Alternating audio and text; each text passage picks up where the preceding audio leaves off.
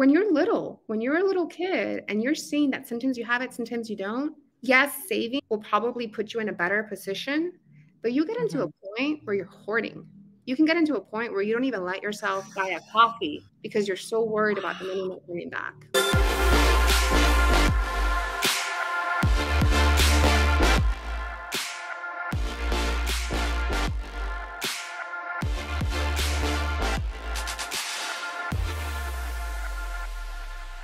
Hey, Entreleaders. Happy Wednesday and welcome to another episode of the Leaders Lab podcast. If you are new here, I am your host, Dr. Charity C. Campbell, better known as Dr. C, and I am a doctor of management, a world-class millennial global leader, an academic professional, and a multi-passionate entrepreneur. And here in the Leaders Lab, we talk all things entreleadership, which is entrepreneurship and leadership concepts that are married together, communication skills, and balance as a millennial. And in today's episode, our very special guest is here to share with us how her faith fuels her social justice work, how setting up your finances to move into entrepreneurship can happen, and so much more. Now, most people are unsure whether they're doing the right thing with their money. Can I get an amen? Are you out there? All the Colors is the name of our special guest company. And this company gives you the skills, the knowledge, and practices that you need to feel confident in your money decisions. And so they do this through Bosk Money, which is a 6-month community program with live virtual meetings and an online community space. And our very special guest, who is Diana Yanez, she is also a speaker, a workshop facilitator, and writer on financial empowerment and social justice. Now, before finding her calling as a financial planner and coach in 2016, Diana Yanez worked in social services, population projections, and business analysis at a manufacturing company. As a financial planner, she's found the perfect fit between complex analysis and making a meaningful contribution to the lives of others. Entreleaders, help me welcome to the Leaders Lab our very special guest for this episode, none other than Diana Yanez. Welcome to the Leaders Lab, love. Nice to be here. Thank you so much for that lovely introduction, Dr. C. It's my pleasure. And thank you once again for bringing your contribution here to the Leaders Lab. We're about to talk about money today. We're talking about the financial foundation, the growth. Honestly, I feel like you are going to both help and probably rebuke some of us in terms of talking about money here. But first, let me just ask you, how did you find your calling as a financial planner? Yeah. And as you can tell from like my introduction, it took a couple of different tries. I felt like Goldilocks because often people either love numbers or they love people. But here I am, someone who loves both. And it's a couple of trials and errors, but it was a book called The 7 Stages of Money Maturity by George Kinder, which is where I got my registered life planner designation. And this book talks about using money to live into your values, using money to create the world that you want to see, to create the life you want to see for yourself and your family. And I remember when I read that book thinking, I would love to be able to do that. And also thinking, I've worked in the financial services industry. That's not what they do. What do they do? What do they do? A lot of the industry really is focused on profit first. It's focused on what can I sell you? When people are looking at the financial services industry, the most well-known person is Bernie Madoff, who did this huge Ponzi scheme. Ponzi scheme. Yeah.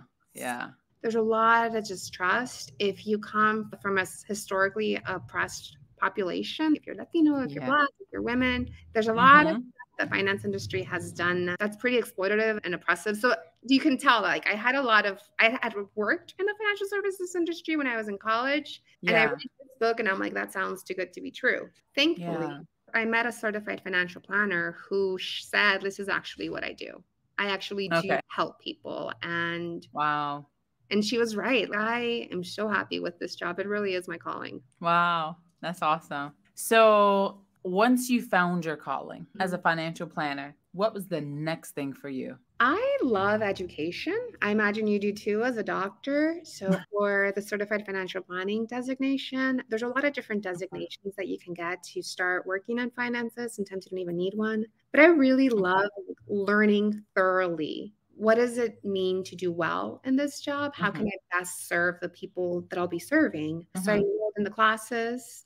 I started attending the Financial Planning Association. So I started attending professional organizations. Wow. Yeah, so that I could get really immersed in the field, right? Mm-hmm. This is going to be my 4th career.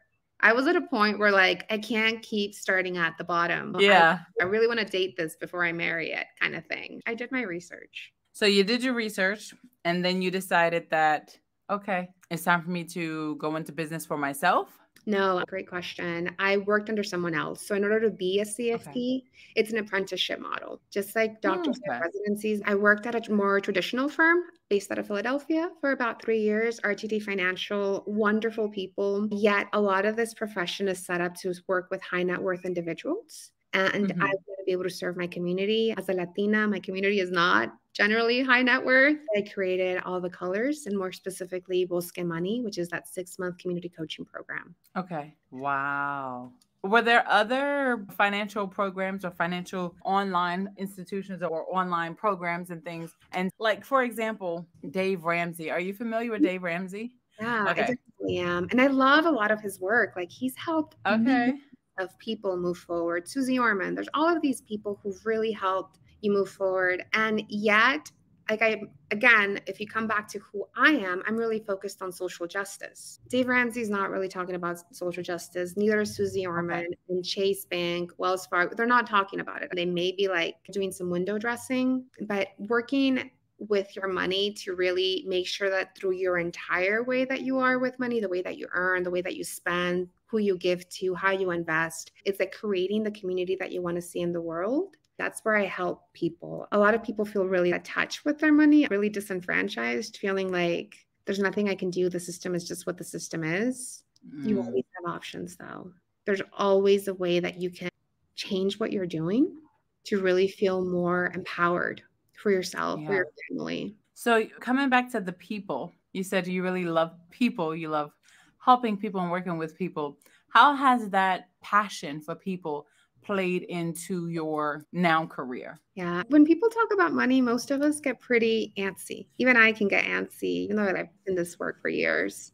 Or am I doing the right thing? We don't get a lot of instruction on how to do it well. Yeah. So I'm a really warm person. Like you come into a meeting with me, I'll make sure that you feel settled before I start asking you about those numbers. I was telling a friend recently, like one of my favorite testimonials that I've gotten was I was working with a couple. I remember one of the partners said like that after working together for a couple of months, he could now talk to his wife without her starting to cry or just flying in the room. Wow. And so many couples have problems over money. Like money can be a huge cause of stress. Yes. So me giving them the information, but not only the information, like the systems that they need to set up, giving them a lot of compassion. It's okay that you have these patterns. One of the things that happens often is if you grew up in a household where sometimes you had money and sometimes you didn't, some people will save. They'll be like, just in case I don't have any. Other people will spend because they don't know when it's going to come again. And both make sense. Wow. You said both make sense? Both make sense. When you're a little kid and you're seeing that sometimes you have it, sometimes you don't. Yes, saving will probably put you in a better position, but you get into a point where you're hoarding. You can get into a point where you don't even let yourself buy a coffee because you're so worried about the money not coming back. Wow. And then when you spend everything you have, we all know what that kind of stress can be like. Yeah. Yeah. So what do you do if you have a person who they come to you and they're like, they need help and they are all types of messy with their money. And they're just like, I really need your professional help. Who is, like you said, have the scarcity mentality. And I don't know if you want to call it the abundance mentality, just because you spend is more so like scarcity. It's two types of scarcity mentality. It's scarce, so I'm going to save, and it's scarce, so I'm going to spend. And so what do you do if you have a client who is more on the spending end of the spectrum? He or she wants to move closer to the save. Like they want to find a good balance, like a happy balance. And I love that you brought up the experience of living in a household where sometimes you have money and sometimes you didn't. Because if we look at it, and I don't know the statistics, but I just know what I feel. It's my podcast, so if I'm wrong, it's okay. Typically, we are talking about minority households who had money or didn't have money, right? So how would you help to coach that person who is more on the spend, but they really do want to get to that save side. I start off just saying, congratulations on being here. Wow. Honestly, like when you're trying to get healthy and you're trying to change your body, your eating habits, and you start to buy fruits and vegetables, they thank you to the part of you that's looking for that. So when someone comes to me who is angry at themselves, who's ashamed of themselves, of what they've done with money, I start off helping them step into having compassion for themselves. Yeah. Because if I'm coming at myself and all I do is say, you should be doing this, you should be, I don't want to hear it. I'm just gonna, and that makes sense. So I really start off just congratulating them on being here. Okay. And helping them start to envision what they want to move into. Ooh. I help them, really help them stay consistent with who they want to be with money and knowing that it's a reality. This is why I developed community coaching. If you've heard of James Clear, Atomic Habits, or Charles Duhigg, author of The Power of Habit, both of them are like, they talk a lot about like the best way to form a new behavior, to form a new habit, is to join a group of people who are already doing the thing you want to do. Nice. Because instead of it just being on your shoulders, here's a group of people who have either already gone through what you're going through, or like you can give them help. It's like you're comparing yourself in a way that's actually building you up. You're saying this person who used to be in credit card debt is now at a place where they have a fully funded emergency fund. I can do it. Yes. That's my goal. And it's like working in a community also normalizes your experience, which means it makes you feel like you belong. You're not a freak because whatever you're doing with money, like most people are living paycheck to paycheck. Yeah. And one of my favorite thinkers is Reverend Angel Kyoto Williams. She's a Zen Buddhist. And she says that without inner change, without me changing the way that I look at money, the way that I look at myself, there can't be no outer change. If my story in my head is that I'm bad with money, I'm already saying I can't change. But once I start thinking, you know what, I can learn the skills, the practices, the knowledge that it takes, start to see outer change. Wow. At the same time, it's not on the individual, because without collective change, I like that. It doesn't matter how much I save if Latinas on average earn 53 cents to every dollar a white man earns. Like, it's not just on my shoulders. The society itself needs to wake up, but like we get to work on both fronts. Wow. Was that one of the reasons you mentioned community a little while ago? How does community coaching help participants to reach their goals then? There's a lot of accountability in it, right? Because it's a 6-month program. The first 6 weeks, we meet every week and we check in on what went well, what didn't, what's coming up for you. And that's pretty intense approach to looking at your money. You're spending 2 hours talking with other strangers about your money. I also have a lot of the knowledge information that we need. I have it on this green platform. So what are stocks? What are bonds? What are different retirement? Like this is especially focused on the US market. And then I offer Q&A sessions. So like whatever money questions you have once a month, come and ask them. And again, one of the things that's really important about us as people, we're very social creatures. If you did money like this your entire life and now want to get over here, that in-between stage, it might feel like you just don't belong anywhere. Yeah. And it's really easy to backslide. If you and your girlfriend used to go shopping to de-stress and now you decided that instead you want to go take a hike and she's not into it, like if she feels judged because you're not doing the thing that you used to do together, what do you do in that in-between? Wow. Have that conversation with her so that you can continue to be friends and to nurture each other. It's the same thing with partners, right? I love working with couples because if one of them is really like a saver and really anxious and the other one's kind of checked out and is whatever you want, and then there's like, it can get messy in between, helping them come together is super important. It's part of my favorite work, really. I love working with couples and helping them just feel better about their money. I love it. I'm going to make sure I come to you. Tell you, I love to spend. I'm getting ready to tell on myself. And yes, I do love to spend, but I love to spend on things that I'm like, oh man, this is going to be great. I love my studio. Okay. And if I can be completely honest with you, Diana, I will spend until I am satisfied with what I see. And then after that, I don't have a need to buy anything else. When I move into a new home, I just want to go ahead and spend all the money that I need for making the home, transforming it basically, for transforming it. And it's therapy for me. Once I have everything situated though, I don't need to buy anything else. But I realize that, so that's when my saving is supposed to come into play. But honestly, Diana, I don't really think I be saving the way I'm supposed to. Help me. I don't think I be saving because, like you said, if you grew up in a household that sometimes you had it, sometimes you don't. The older you get, you're like, I couldn't have it when I was a kid, so I'm gonna buy my own stuff now. I'm an adult and I can buy whatever I want. And then you end up buying everything that you want. Yeah. And it's, oh, where's my savings? Yeah. And having those savings, what do you think having those savings? Well, if you're okay with me asking the questions, I'm gonna get okay. Yes. All right. Okay. Let me get ready for the chair.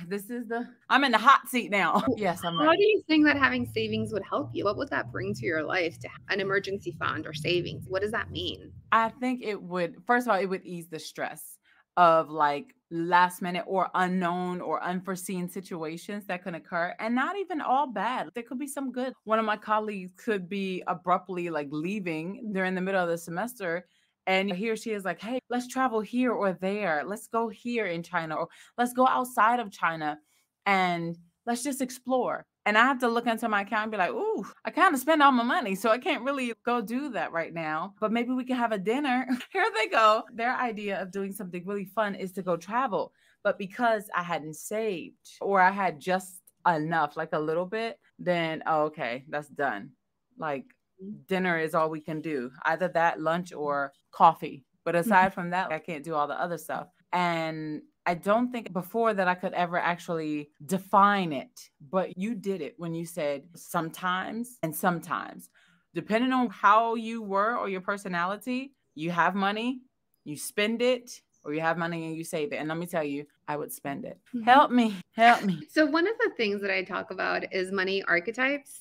And because I love nature, I have 5 money archetypes, and they're all based on a tree. Oh, what wow. you're telling me, we haven't had the full conversation, but it sounds to me like you're a magnolia tree. Magnolias, they're always blooming, always green, always luscious. Oh.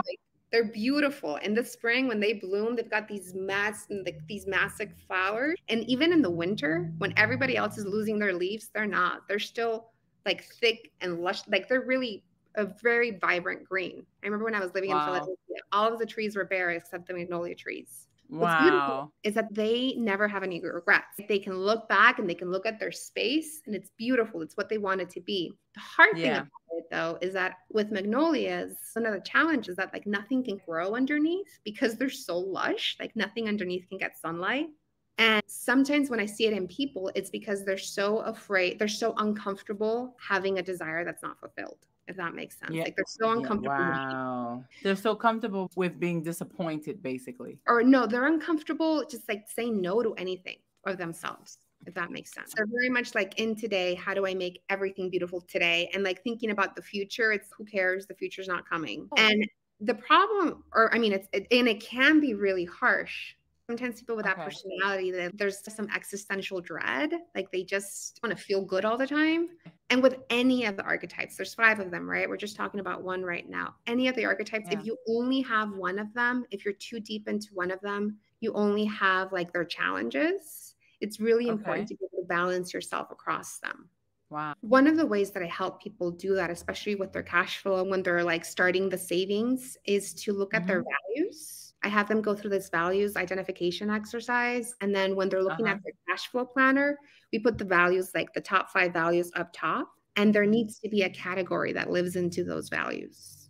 Wow.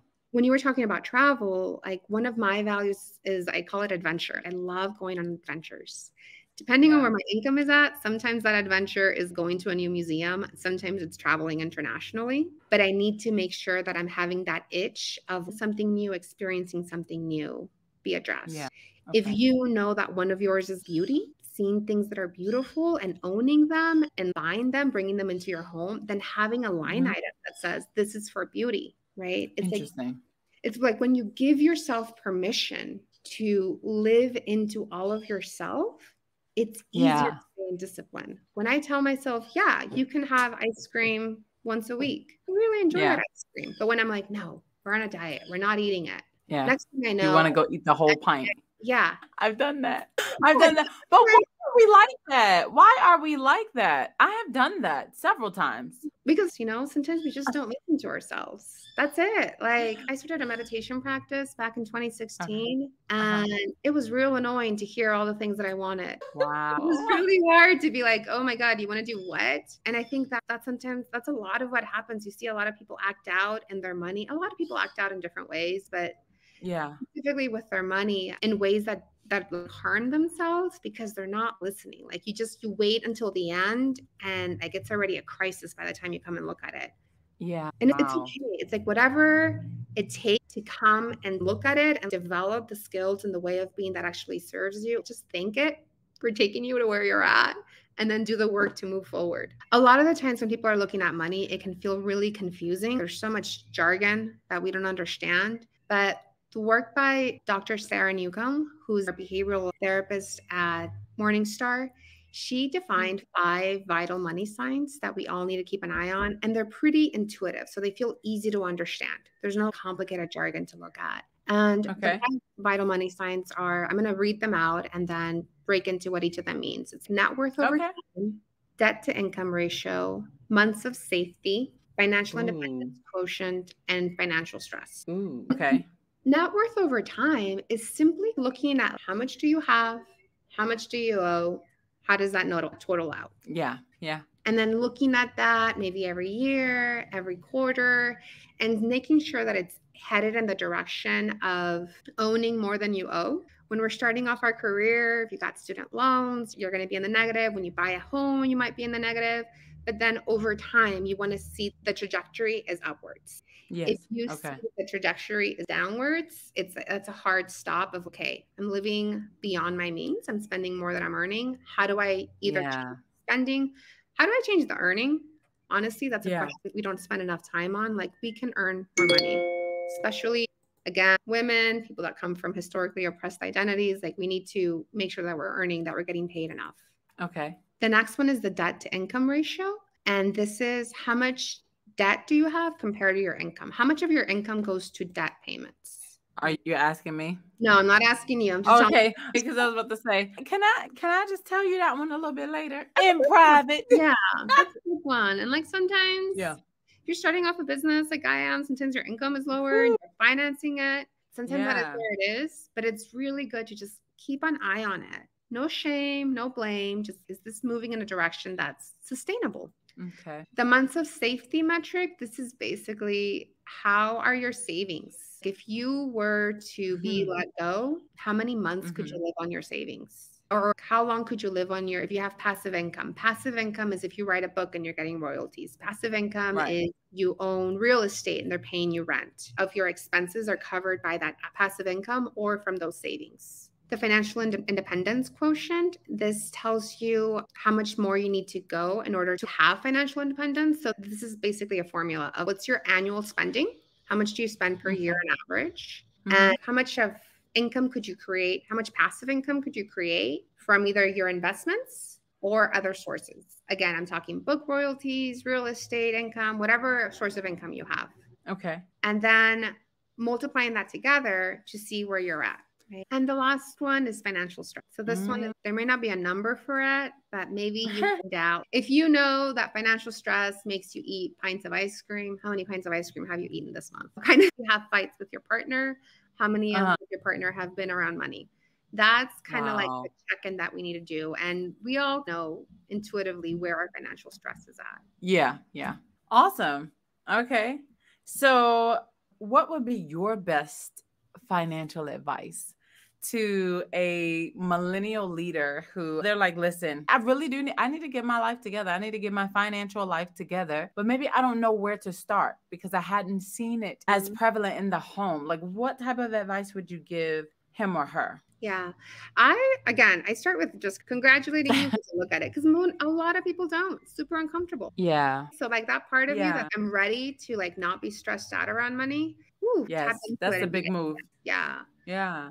And then it depends. If you have a lot of financial stress, where is that financial stress coming from? For some people, it might be their spending. You're like, you know what? I feel like really guilty around my spending. Something's going on there. And there's different exercises that you can do. One of the exercises is even just tracking it for 2 weeks. Write down pen on Okay. paper. What am I spending my money? I honestly, because there's something different. Okay. If you track it on a phone, you don't have the same kind of body connection as when Yeah. you write it down, because it seeps into your mind differently.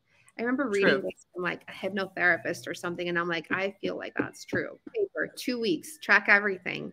No judgment, Wow. shame, and just see what patterns you find. Okay. If your financial stress is coming from your income side, you're just not earning enough, then it's like it's sitting down and thinking, what do I need to do to earn more? If your financial stress is coming because you're supporting your family, what can you do to help them be more self-sufficient? Or how long are you going to be supporting them? Because as a Latina, my family is super important. I remember my mom, when I was telling her about retirement planning, when I was learning about it in college, I asked her, what's your retirement plan? And she's, you and your brother. When I got student loans, what do you mean me and my brother? Conversation many times. My mom said, I love it. I love it.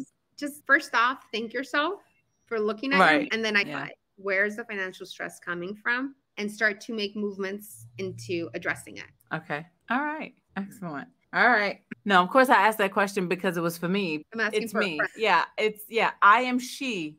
Okay. That's someone. That's me. So does having that scarcity mentality, this is the one where they hoard money, maybe. They're afraid of spending it because if I spend it, then I won't have it. And then what happens if?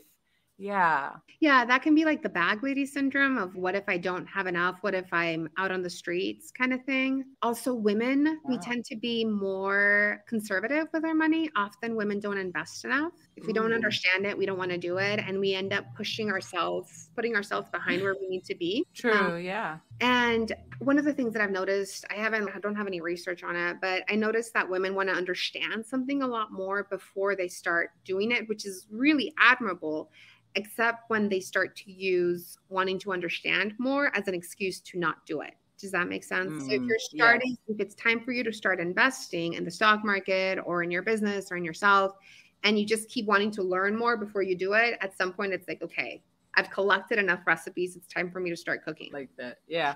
Do you think it's usually because of fear? I think it's because of fear. Yes. I think it is. Women, we do tend to outlive men. We tend to be underpaid.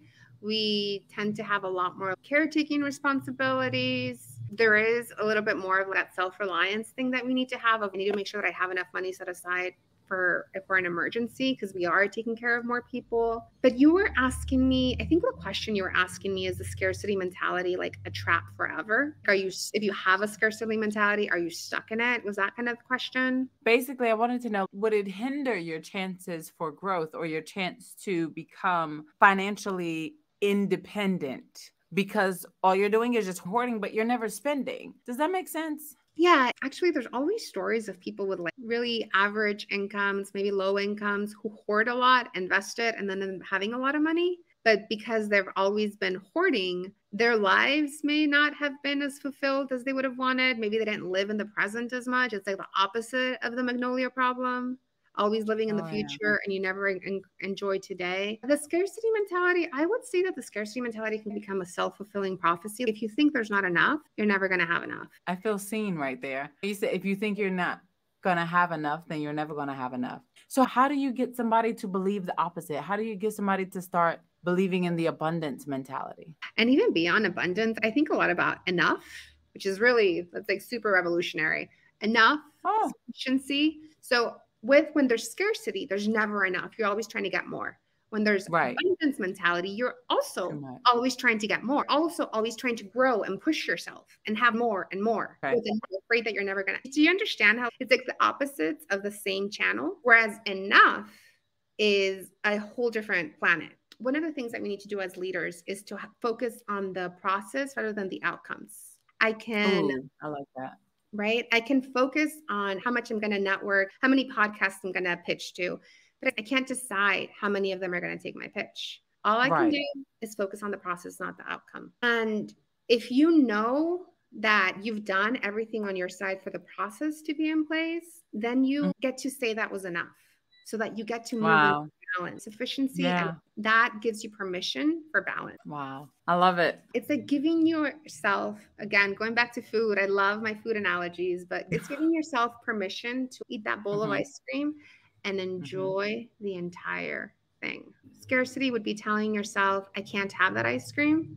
Abundance would be, I'm going to eat all the ice cream. Sufficiency I is know. like eating this bowl right now. I'm going to look at it. I'm going to taste it. I'm going to have a really good time with this bowl of ice cream. That's Wow. sufficiency. That's like pleasure. Okay. Yeah. Sufficiency. So if it's sufficient, that means that you have exactly what you need. I like it. Okay. I like it. And you talked about it with once your place feels really good, you're satisfied. I know. But until I do, I'm spending. Until the room is the way I want it, I am spending until I get it the way that I really want it to be. And that it's not just here. It's literally my entire every single area. Yeah. Yeah. Wow. Okay, Diana, I have one question that we ask all the leaders. And actually, I apologize, guys, because last week I did not ask our guest speaker this question, but I remembered it specifically. So please forgive me. But Diana, what is the one characteristic that you believe every leader must have? I really think it's like that self-confidence. And they say that about entrepreneurs, right? Entrepreneurs are overly confident of themselves, but you got to be real confident to take all the rejection. Yes. And not even self-confidence, it's also, you got to really be able to enjoy the process. You got to really just focus on the process. Oh my gosh, I'm saying so many things, but it's like focusing on the process and also having flexibility to get that feedback of this wasn't working. Let me change the route, but I can figure it out. I can figure it out. All right. I love it. Okay, love. Tell people, how can they get in touch with you? How can they connect with Diana? My favorite way of connecting is really through blogging. So I have a blog. It's blogs@allthecolors.net. I'm also on LinkedIn, Twitter, Instagram, and you can check out my website, allthecolors.net. And also, everyone, if you ever want to send an email to her and you're not on the contact us page, then you can just do Diana@allthecolors.net. Again, that is Diana.allthecolors.net. And also, don't worry, because we're going to make sure that it's in the description box below and the show notes so that you could just simply click on her links and connect with her that way. I just have to ask, like, where'd you get the name All the Colors? Like, where is that from? Thank you. It's actually a super cute story. I went to visit one of my best friends and she was going through some stuff where she looked really grayed out. She wasn't looking super vibrant. And we spent that weekend, we went dancing, we went drinking, we got our nails done, we went shopping. We kind of did everything. She was going through stuff. And by the end of it, it looked like she had all the colors. She was vibrant again. And I'm building a business, or I have a business where I want people to bring all of their colors, including that grayed out sense of themselves. Like the part of you that really kind of out of touch with your money, and the part of you that feels maybe angry, the part of you that feels fear, like all of the emotions. Wow. Wow. I love it. Thank you for sharing with us your story of all the colors. All the colors. So I was like, where'd you get this from? But I get it. I get it. Thank you so much. And we appreciate having you here in the Leaders Lab with us. It was a pleasure. Thank you, Dr. C. All right. You're so welcome. All right, ladies and gentlemen, I hope that you found this content very valuable. Don't forget that you can connect with me as well on social media. I am everywhere at DrCharityTV. And you can also visit DrCharityTV.com. Boop, right there magically appear on the screen for you. And if you by chance have a testimonial that, while you were watching or listening to the podcast, whether watching or listening, you heard something that our speaker for today, Diana Yanez, said, and it was like, wow, that really resonated with me. And you applied it, and then you got some results. Those are called receipts. We need that. We want to hear how you are doing. So please go ahead and shoot us an email at the Leaders Lab podcast at DrCharityTV.com. Let me know if it's a testimonial. And if you are also trying to be a guest on the Leaders Lab pod, then you submit your application for season 3. And we're going to get you up here, but you can do all of that with the Leaders Lab podcast at DrCharityTV.com. Listen, it has been amazing spending time with Yanez and bringing her and all of her contributions to you. And don't forget, you can connect with her. Check out the description box, check out the show notes, click on all the links, and go to allthecolors.net and just see how she can help you level up your financial life. Okay. All right. Listen, that is going to be all for us today. Don't forget to subscribe to the podcast, rate, download today's episode, because you're going to need to hear Diana again. Okay. You're going to need to hear everything that she said again. So download it, Okay. And then do me a favor, share it. Same thing with the YouTube video. You can't download it, but you can share it, right? Give a thumbs up, all of that. If you're not subscribed to the channel, go ahead and do that soon. Share, because without you and doing that, we will not accomplish our goal, which is to continue reaching millennial global entrepreneurs all around the world. So that is all for this week, my loves. I will see you next week in the lab.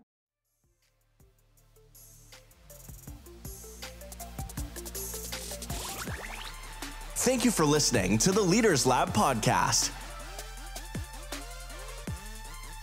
Visit our website at www.drcharitytv.com